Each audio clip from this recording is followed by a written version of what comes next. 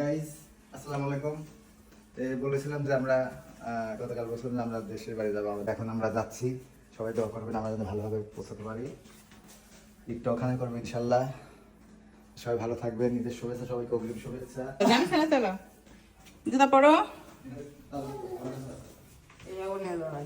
কত কিছু নিয়ে যাওয়া লাগতেছে, আমার মরিচ গাছটাও নিয়ে যাচ্ছে গাইস।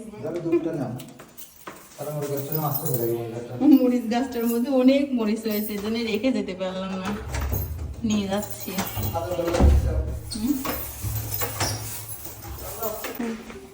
কত ব্যাগ হয়েছে গাইস, ওরে আল্লাহ মনে হয়।